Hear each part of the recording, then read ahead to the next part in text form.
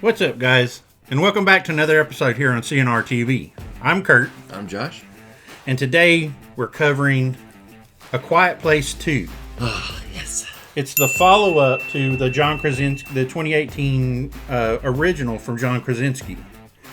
So let's see how quiet we can be in the theater as we watch this recap. Let's do it. A Quiet Place ended essentially at its climax, with our heroes, the Abbotts, finally tipping the scale after 400-some days of terror under the noise-slaying captors. Part 2 begins with a deliciously cruel reset, going back to day one of all of this, when no one knew anything. We as audience members know what comes eventually. Krasinski's plotting treats the first movie as required viewing. And that makes a scene at a Little League baseball game an open field of noise, an especially nerve-rattling Jack-in-the-Box sequence in a movie that has plenty of them. Many citizens don't stand a chance after the aliens suddenly slam into town, sending Lee Abbott into hiding with his daughter Reagan, while Mother Evelyn frantically drives with her two sons. This is like a high-octane victory lap for what Krasinski accomplished in the first movie, especially as its bracing violence re-acclimatizes us to fearing sound, while locking us into different characters' point of view with long takes as they try to navigate pure chaos. Part 2 then jumps right to the end of the last one, moments after Evelyn victoriously cocked a shotgun. With their family's barn burning and Lee dead in the field, it's time to leave home. Carrying her newborn baby, Evelyn travels with her daughter Reagan and son Marcus off the sand path that had previously been laid by Lee. Reagan has her cochlear implant in hand, looking to further weaponize it after its feedback proved at the end of the first movie to give the monsters debilitating headaches. Her search for more people sets him on a course for a signal and the unknown state of humanity. With Part 1 focusing on sacrifice for family, this sequel now concerns what one would give up to help others. Cillian Murphy plays the bleary Emmett, the newest addition to the series, a family friend from the ballgame who ponders this question when he refuses to help the Abbotts after they step into the abandoned factory he has taken over. He is incredibly resistant at first, especially given his own loss and waning food supply. And he warns Evelyn of looking for others, talking about how they are now people who aren't worth saving. Emmett has an intriguing bitterness until the film's overall emotional growth is reduced to Emmett's learning to follow the gospel of the all-American hero Lee. And yet, within the movie's fear of other humans, it does ramp up a good bit of fear later on with people who are less giving than the Abbotts. It's scary when a group of people are staring at you and not saying a word. What's surprising about the whole Quiet Place emotional experience largely fades here, especially as all of this unfolds with a numbing amount of max volume slam, bangs, and bass warbles. But the moment in which humans and monsters clash are incredibly robust and kinetic, and succeed at getting you to think of nothing else in the story but the terror on screen. Krasinski proves highly adept at building and layering in-your-face sequences, especially as the three different storylines climax, with beloved characters screaming for their lives. One of Krasinski's best visual touches involves two scenes that trap the viewer into a point of view of being in a fast car, like at the beginning when Evelyn is trying to speed reverse from a hijacked bus. These thrilling sequences give the film plenty of adrenaline and play like a nod from a still evolving Krasinski. He's embracing enjoy the ride filmmaking, even if that can encourage a viewer's passivity. Here's hoping that Part 3 leaves more room for what got people talking in the first place.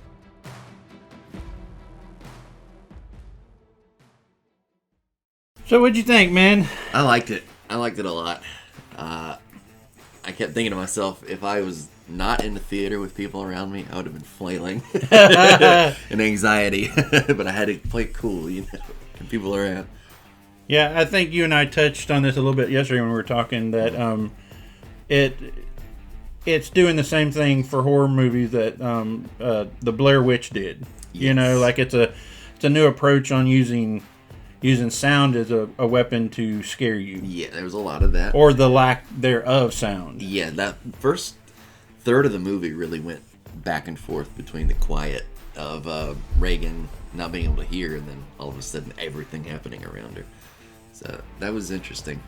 Well, to me, we're in the first one that like sign language seemed to be like in the forefront of that the entire way they communicated. Right. It kind of got lost in this one. A little bit. They said that there was twice as much dialogue in this one, or 2/3 more dialogue. Is it really that much more? Wow. That they really didn't say anything in the first one. That's true. So it was brilliantly made. I feel one of the things that I feel is like the monsters. I don't even think we have a name for them, do we? No. They're just the monsters. They're aliens. The aliens Yeah. were not that well thought out. I don't think there was a lot of effort put into their story. I had the same thought because there was an interview with John Krasinski before the movie came out that confirmed they were aliens and evolved on another planet, etc., etc. But then, how did they get here? They rode a meteor in, according to the beginning of the movie. Yeah, apparently. But how and why? Is it just a freak accident that they're on Earth? Yeah, so that building that character was not built at all. It was just a supporting actor, I Here's a guess. monster. Here's a monster. Do your job. Right. Chase people and scare them. Right. But he's very good at the action sequence, though. I mean, Krasinski did an incredible job. As you saw in the recap, that those sequences where the car and It's all one shot. Too, yeah, all which is incredible. continuous shot, Yeah. and a lot of really cool point of views. And this one, as far as the acting goes, I feel like it was better. you feel like I think the kids were better. Yeah, although They it's funny were- to see them now. That baby was incredible. But to see the, I can never remember the name, the older boy. Right. He looks so much older than in the first movie, and this is like a day later. Not even a Yeah, day. yeah, like, no, it's yeah. the same day. It's the same day. But that's the He nature actually of the looked sequel. older in the day one when they went back to the baseball field. You're right. like, he's like 6 inches taller. Yeah. But- That's the nature of making a sequel, I guess. Well, I got a couple of notes that I wanted to run by you. All right.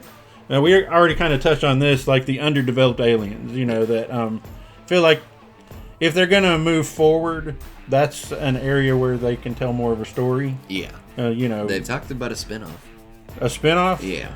Okay. So maybe that would address that. I don't know. The movie with Tom Cruise and Joaquin Phoenix, what was that movie called? Oh man. Not Tom Cruise, I'm sorry. It was Mel Gibson. And Joaquin Phoenix. I don't know off the top of my head. Anyway, we'll cut that out. But it does it look like any aliens you've ever seen in any other movies? No. Nothing I can think of. So it wasn't drawn off of some other story. I don't think so, but who knows? The no eyes element's definitely sort of like Alien, the movie. Alien. Right. But then the giant forearms and the way they move, it's pretty unique. But they're bullet resistant somehow, and they rode on meteors, so they can breathe in space, I guess. So it's a weird creature. It is, and they can swim and they can They can't climb. swim. No, they can't swim. That's right. Yeah, it falls in the water. And But doesn't that kind of contradict what happened in the first one, where the one went in the water after Evelyn?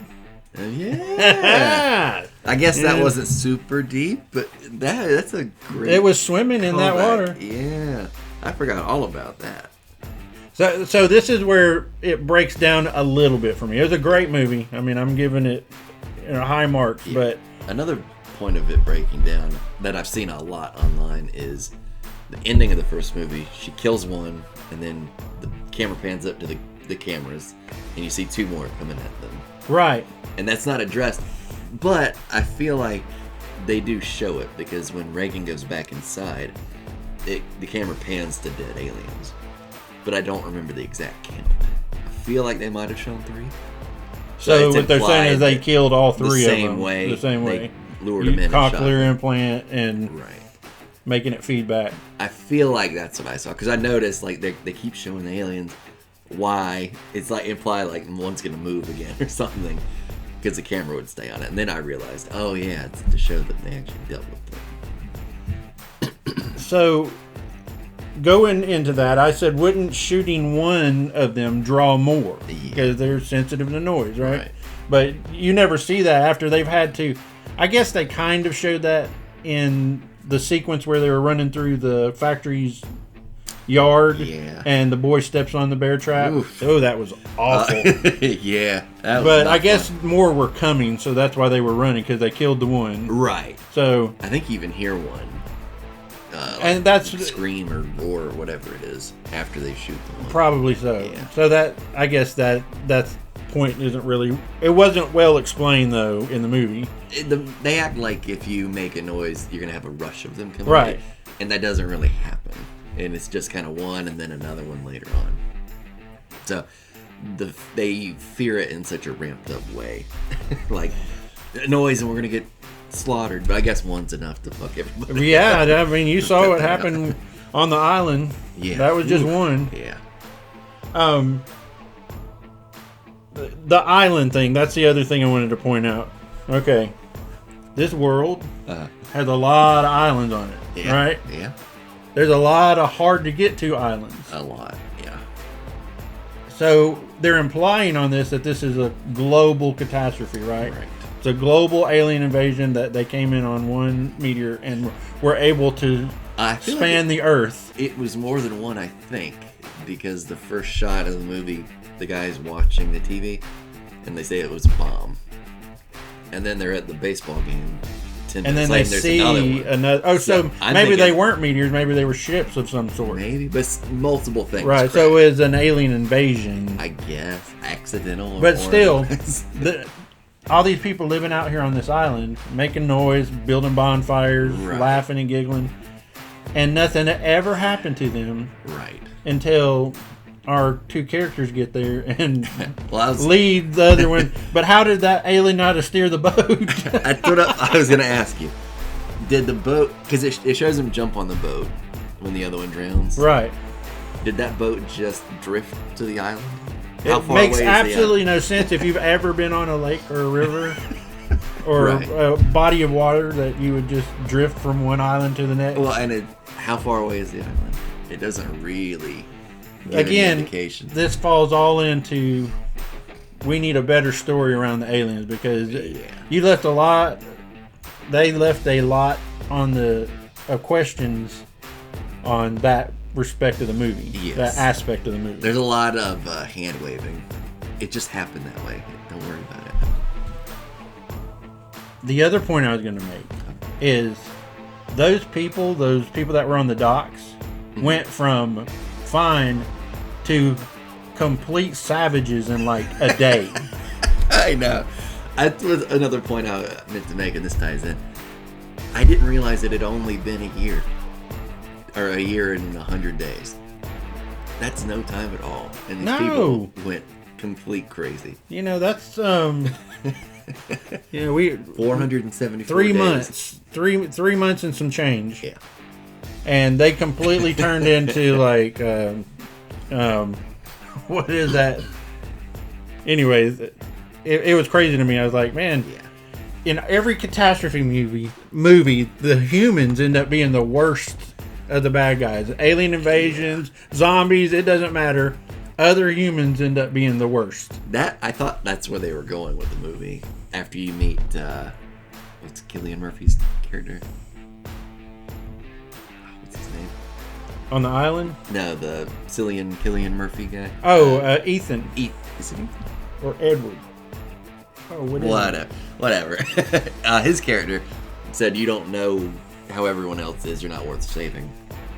I thought they were really going hard into the people are worse angle, and it really didn't play out that way, and I was very thankful. Yeah. Because that stuff's so annoying to me after every movie does it.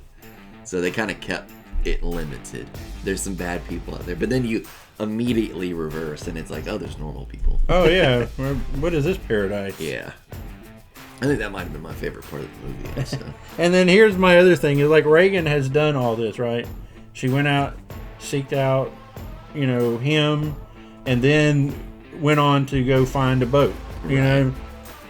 And I don't know how she knew they couldn't swim, but... Or right. Maybe a boat was just their means of escape, Maybe. Get away from this infested area. But she was chilling at the island. Wasn't even thinking about her mom and her brother and her baby. Right. Her baby brother. Yeah. And they're over there getting savaged. Yeah, they're getting completely wrecked. Okay. Let's talk about that for a minute, because that drove me crazy. The boy leaving the safety. Confines. For what reason? I don't know, man. He just got up and walked around. It shows him look at something, but I didn't catch what it was. And then he goes upstairs and looks around. And then goes back down. Danger imminent at any moment. And of course he makes sound and has to run back and almost gets them both killed. And ultimately gets the hideout destroyed. Yeah. And of course Evelyn has to come in and save the day because she's a badass. Right. I was sitting there like in the theater like, oh my God, stop it. And she gave birth one day prior to all of that. Right. I mean, I know some tough women. But had a nail through the foot. Yeah. And gave birth one day prior. It's kind of crazy, so. Yeah. But, okay, so overall, what's your score on it? 8 out of 10. 8 out of 10 it is, because I agree. Well, guys, we're not going to make this last forever, so thanks for coming by. Loki's right on the horizon. Next Wednesday. We've got another fun video that is in the works, so come back by and remember to like, comment, and subscribe. And we'll see you guys on the next video. See ya.